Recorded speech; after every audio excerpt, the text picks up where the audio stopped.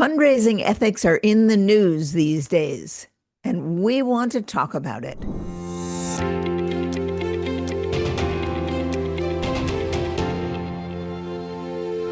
Hi, I'm Amy Eisenstein. I'm here with my colleague and co-founder Andrea Kihlstedt, and ethics are in the news a lot these days, and so we are going to talk about it. And of course, I'm we're talking about Epstein, but it extends so much farther than that. Andrea, there's a lot of ethical decision making around fundraising. And sometimes when there's a really big gift on the line, whether consciously or unconsciously, we tend to look the other way.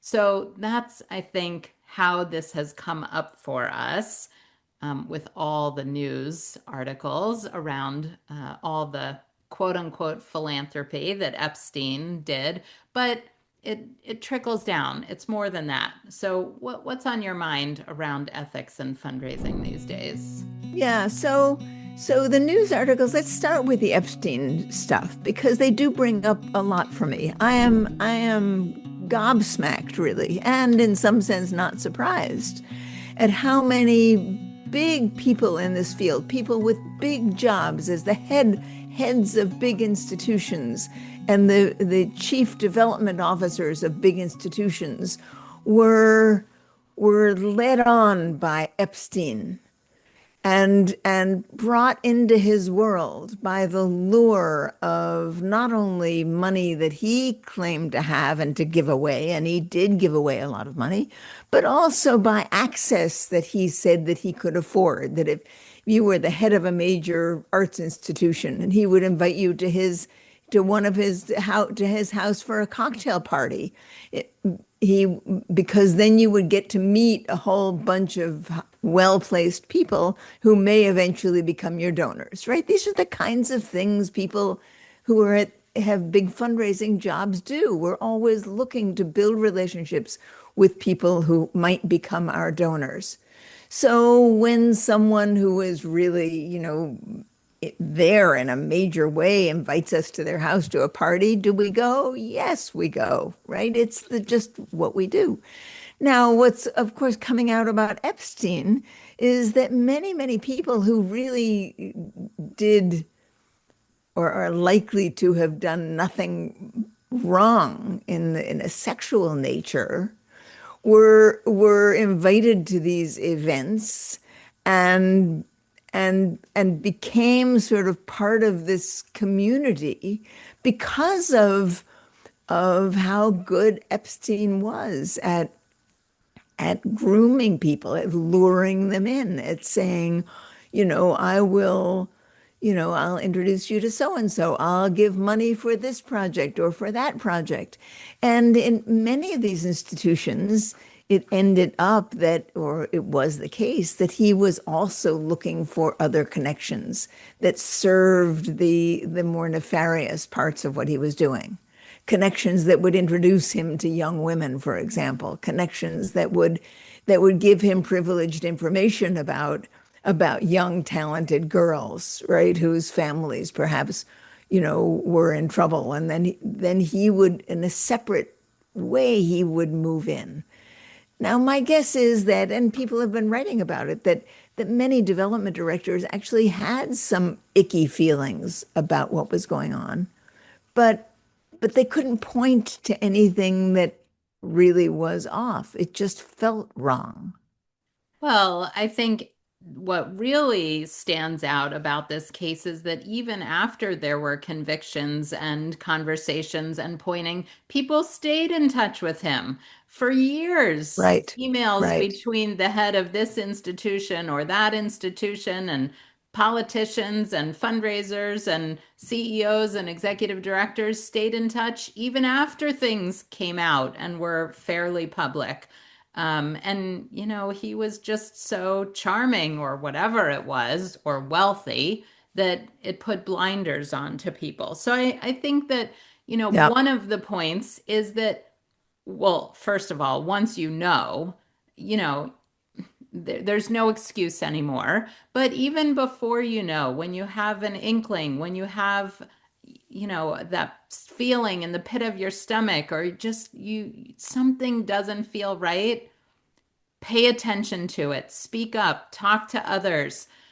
It's not worth it in the long run, even if there's a big gift at stake, for the bad press that is coming down the pike and the damage that it is going to do to your organization. I just want to say one more thing about this. Let's say you're a development director and you are faced with something like that, right? Mm. With a big guy, big person who has a lot of money, who gives you a lure, and you have an uneasy feeling about it, and you do some homework and you see indeed there are maybe some telltale signs that things aren't right. So you should not make it your decision to know to do something. You should be talking to perhaps board members, perhaps an ethics committee in your organization, perhaps your executive director, right? You should be surfacing your concerns. So you don't have to keep it all to yourself. Even if it's fairly nefarious, you don't have to keep it all to yourself. You can be talking to other people about it and make the decision a broader decision than just something that's on your shoulders. So I want to be sure people In know that. fact, you should, not you In fact, can, you but you should, but you must. should. You It's must. important. You Yes, must. exactly. You Exactly. must bring it up. The executive Yes. committee needs to know, the board needs to know, and so that it is an organizational wide decision and it's not on your shoulders as a development director or even the CEO. This is bigger. This is an organizational decision and something that people need to be aware of, not just one person.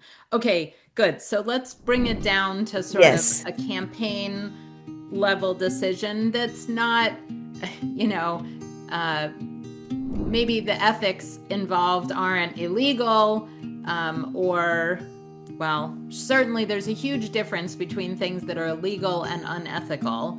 And we could probably talk for days, weeks, months about that. But let's look at a few examples in campaigns where donors behave in ways that maybe don't go with the campaign plan or the strategic plan, or try and do things that maybe don't work for the organization. That's not illegal, but perhaps falls into the category of unethical. Yeah. So, these sorts of things often come up with in private school fundraising. It's not the only time it comes up, but it often comes up there. And what will happen, or what we hear about sometimes, is that there's a campaign to raise, a certain amount of money, and the campaign objectives, there are three or four campaign objectives, and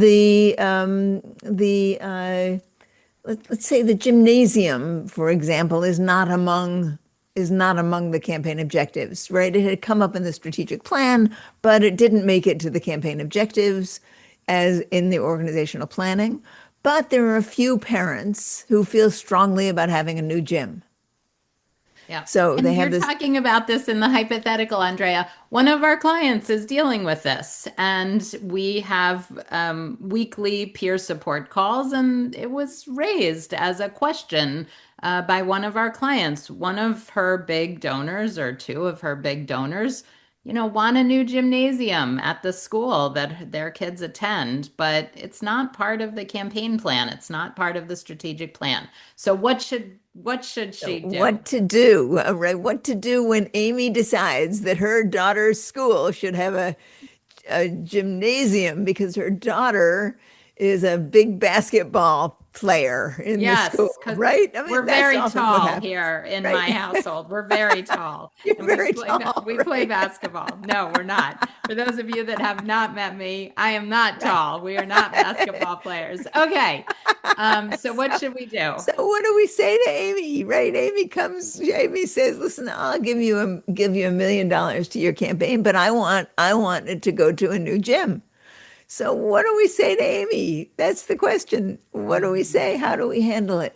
Let's say the gym's going to cost $3 million. So Amy says, I'll give you, well, what do you say, Amy, as a donor? Right. Yes. Well, I want to see the school thrive, and I want to support this campaign. And what's really important to me is a new gymnasium. And, my daughter wants to play basketball, so I would happily give to this campaign $1 million to support the building or the renovation of the gym, even though it's not in the campaign plan. And I'm happy to talk to the kids' parents on the basketball team and get them to support the gym so that we can get a new gym quickly. Wouldn't that be great?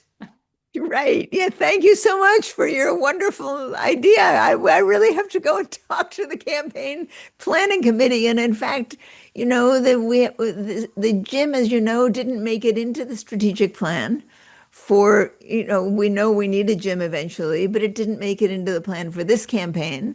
So let us do some thinking about it, and come back to you for more conversation. Now, here are the various problems with this scenario. Let's say that Amy is able to raise the $5 million that it's going to take from her other basketball families to renovate the gymnasium. What's going to happen is that those families that we had counted on for major gifts to the other campaign objectives are going to be sucked away from the campaign. All of a sudden, we have a $5 million campaign that's funded a gym, but hasn't funded the other things that were on our Hasn't campaign funded list. science and Yes, technology and exactly. Or labs. scholarships or Yeah. all kinds of other things that were part of the campaign. So while it sounds like we should say, yes, of course, that would be great, we can't afford that, not just because of the fact that it's a gym, but of the fact that it's going to siphon off money from the rest of the campaign. Right? Mhm. Problem, big problem. So we can do several things. We can go back to the campaign plan and take a look and see, well, how are we doing with raising the rest of the money? Right? Are there parts of the campaign? Are there elements in the campaign objectives that we would want to change out, that we would want to substitute, or the things that aren't going well that we might want to say, well, okay, now let's really re-look at this. Since we have a donor, should we include in the campaign the gym and not something else? But if the strategic planning committee or the campaign committee or the headmaster is not keen on doing that, you can't just merrily go ahead with it, right? Yeah. What can you do? Amy, what would feel good to you as a donor? Yeah, I think it's complicated, but always it's easier to go back with the backing of the board, of the campaign committee, and say to the donor, listen, we get it. We would love to have a new gym, but we've thought about your really generous offer. And while the gym would be great to have right now, the priority for funding are these things. And if you would help us fund these things first, maybe as a next phase, we could consider the gym. But right now, we're hoping that you would contribute to scholarships, the science labs, the teacher training fund, whatever it is that is in the strategic plan. And I think that you have to, the organization needs to make a decision with lots of people's input. And maybe you go back to a few of the other lead donors and say, listen, what should we do? Is there somebody else that should talk to this donor? Other the lead donors to the campaign or, the board chair, take it off the development director's shoulders. So I think the idea is that it's a organization wide decision and no one person is making this decision in a vacuum. So, and I don't know if it's completely unethical, but you know, we're putting it in this category, right? Yeah, it's not so much an issue of unethical as it's an issue of values, I suppose. Mm. Yeah, you had Right? another great story about Yes. values. Well, this is one from a long time ago that was just such an object lesson and so difficult.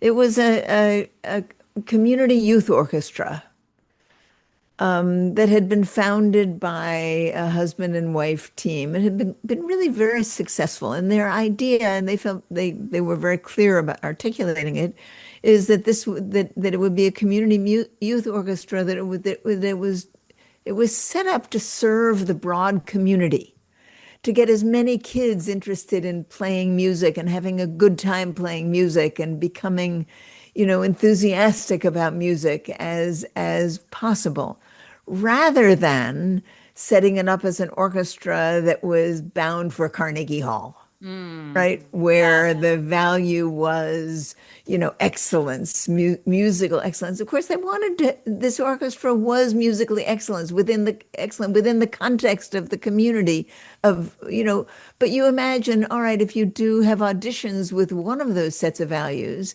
the auditions would go one way. If you have auditions with the value of we want this to be a top flight orchestra that's going to perform in Carnegie Hall, your decisions are going to be another way. So the founders of this organization were very clear about the community base of the mission of this organization. Inclusive, inclusive. Inclusive, that's the word I'm looking for. Yeah. And all went along really very well. It was a very successful orchestra. They had a senior orchestra and a junior orchestra. They had parents that were excited and involved. But at one point or other, a small group of parents with children that they thought were super talented Mm, got hold of the organization. They got onto the board and they started advocating for a change in the values, that they wanted their kids to go to Carnegie Hall. yes. And they gradually took some time, but they gradually started shifting and pushing the shift in values until they got the board to fire the original directors. Well, and I think a key piece of the story is that some of those parents were the big pockets of the That's right. Yes, organization. So, exactly. I Right. mean, The big you shots in know, town. Yes, right. They were the yes. big shots in town. They Yep, had the deep pockets and yep. they were using money as a weapon for, Right, right. lack of And a of better course, word. their kids, played great instruments and went for great private lessons. And, it's no wonder that, these kids, performed really well, right? That's how they came up. And the original founders they knew what their values were, and they were unwilling to budge on their values. But this small cabal of wealthy people were unwilling to stick with the orchestra as formed, and eventually the board fired the founding directors of this orchestra. I mean, it was quite dramatic, actually. Mm. At the same time, the parents who were in favor of the inclusive model formed another organization and rehired the original executive director and team. So the community had two of these orchestras, right? One that was bound for Carnegie Hall and one that was not. Of course, it turned out the community was not large enough or rich enough to be able to fund both of them.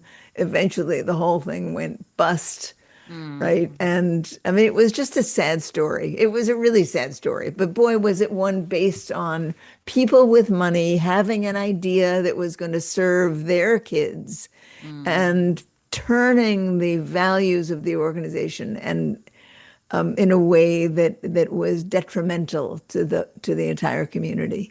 So that story, of course, doesn't necessarily have a happy ending.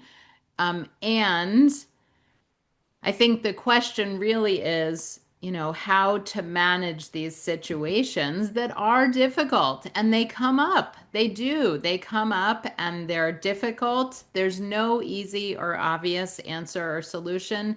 But to me, the answer and the solution is to involve people and to go to your key donors one on one.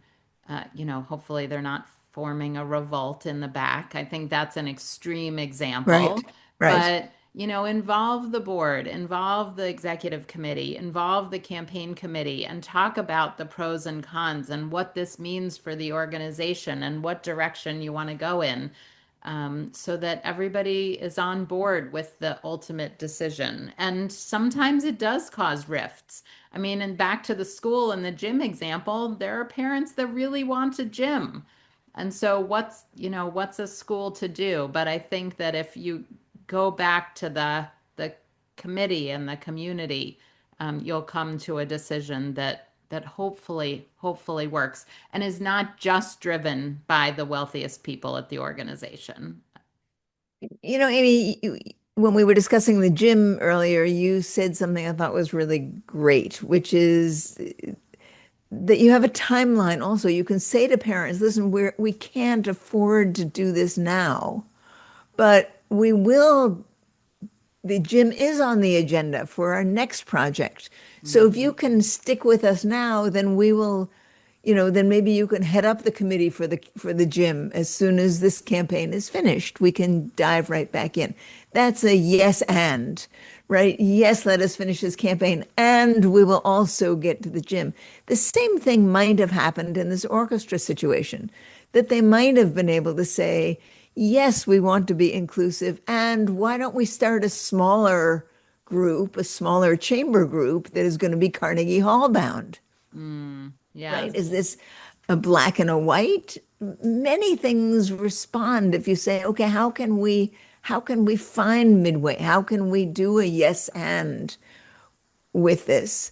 And, would you be willing to help us become even more inclusive? And then this small, star organization would represent us.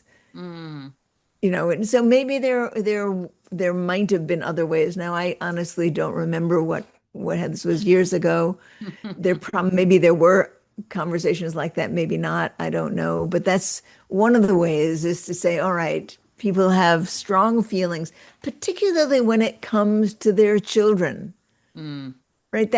You find it in other places too, but I think you very commonly find it when parents want their money to support their children. We heard of another example like this recently, which is an organization that serves people with disabilities. Yeah. And a donor, and the reason they're doing a campaign is because there's always a big wait list to Yes. get into the services of this organization. Right. And a significant donor came forward to give money. Now that donor made no requests whatsoever, but the reality is that his or her son is on the wait list. Right. So the question is, should someone move that child up the wait list because this donor has massive resources? All right. So to me, that's a great another example. To me, the key takeaways are these are things that you can be, and you should be discussing at the board level now. As you plan and prepare for a campaign, discuss, what happens if a donor makes a suggestion that is out of the current scope of the campaign? How might we respond? You can do some scenario planning. Let's say that there are concerns raised about the ethics of a donor in business, or, that one of our donors gets arrested or something. How might we respond? Or even if it's just, here's the core committee that will discuss it. So, you don't have to have all the answers, but do start. I think this is an opportunity to start having those conversations. That things come up, that we're living in challenging times, and that people are fraught with all sorts of strong feelings and dug in positions, and how might we deal with them when they inevitably do Right, come up. So to me, right. that's the takeaway, is that start Yep. having these conversations, prepare the board to talk about these things. Um, don't keep them, you're not going to publicize them, but you're not going to keep them quiet either. You're going to raise the issue. I have a funny feeling in the pit of my stomach about this conversation. Let's bring others into the conversation and figure out all the ways that we might respond. Amy, this is such a complicated topic, and you and I we wanted to have this conversation because it's so in the news now, and I think you've offered a great suggestion that really before you have problems, you sit down with board members and discuss, okay, how will we handle them? What is the structural way we can handle them? Do we have a committee? How does this information get dealt with? Who helps deal with it? And I think that doesn't give you specific answers for specific issues, but it certainly gives you a way forward when they, as Amy said, inevitably surface. Excellent. All right. Thanks, Andrea. Great topic today. Thanks for listening. We'll see you next time. Bye for now.